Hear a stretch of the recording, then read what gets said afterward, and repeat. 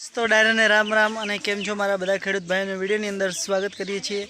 તો દોસ્તો આજે આપણે ફાઇનલી પહોંચી ગયા છીએ આપણી જારના ખેતરની અંદર, જે ભાઈએ આપણે જાર વાયેલી છે એ જારની અંદર।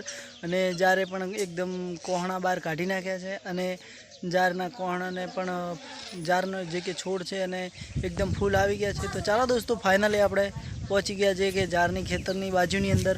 તો મિત્રો આ છે જાર, તમે જોઈ શકો છો, અને જારને એક મોટા મોટા અને કોહણા પણ આવી ગયા છે। તો દોસ્તો ફાઇનલ આપણે ચાલતું જવાનું છે, આખા ખેતરની ચારે બાજુની અંદર ફરવાનું છે અને આપણે જાર વિશે વાત કરવાની છે દોસ્તો।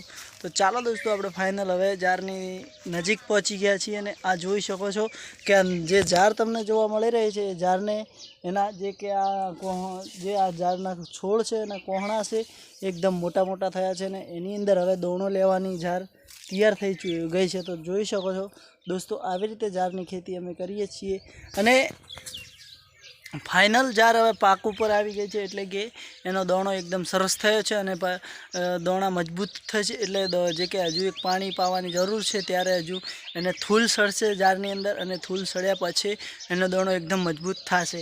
એટલે કે દોસ્તો જાર એકદમ એના જે કે ડોડામાં આવી ગઈ છે ને ડોડા તોણી લીધા છે, એટલે કે હવે એની અંદર હવે જે આ તમને જે આ છોડ જોવા મળી રહ્યો છે એની અંદર જે કે આ જે મોટા આવડા કોહણા જોવા મળે છે એ કોહણાની અંદર થૂલ આવશે અને થૂલ સડ્યા પછી દોસ્તો એની અંદરથી એક એવું ઉગ્ર એવું થશે અંદરથી કે એની અંદર દોણા થશે જુવારના, એટલે કે એવા વ્હાઈટ અને પછી એ જાર પાકશે દોસ્તો। એટલે કે પાક્યા પછી એકદમ મજબૂત અને એનો દોણો જોરદાર થશે। તો દોસ્તો આવી રીતે અમારું ઉનાળુ ખેતીનું વાવેતર અમે કરતા હોઈએ છીએ અને આવી રીતે અમે આ વિડીયો બનાવતા હોઈએ છીએ। તો દોસ્તો આવી રીતે કેટલા મારા ખેડૂત ભાઈઓ છે જે કે કઈ રીતે જાર વાવે છે અને જારની ખેતી કેવી રીતે કરે છે એ અમને જરૂરથી જણાવજો। અમારી જે કે અમે કરીએ એવી રીતે તમે કરતા હોય તો પણ અમને જણાવજો દોસ્તો। એટલે મિત્રો આવી ઉનાળુ જાર છે અને આ 3 વીઘા ખેતર છે આર્યું, અને એની અંદર આપણે જે જાર છે એ અમને અંદાજ એવો છે કે વીઘાની અંદરથી 40 મણનો અંદાજ હોઈ શકે છે। તો 120 મણ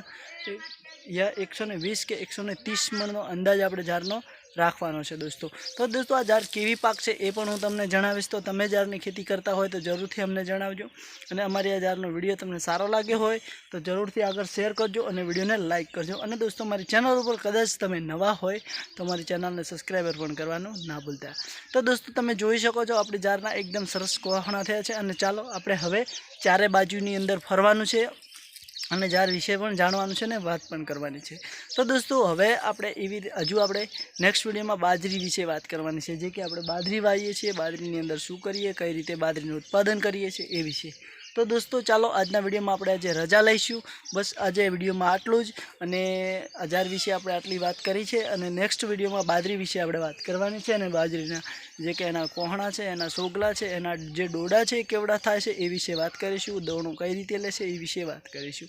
તો બસ મિત્રો આજના વિડીયોમાં આટલું જ। અમારો વિડીયો તમને સારો લાગ્યો હોય તો વિડીયોને જરૂરથી લાઇક, શેર અને સબસ્ક્રાઈબર કરજો। તો બસ જય માતાજી દોસ્તો, આભાર।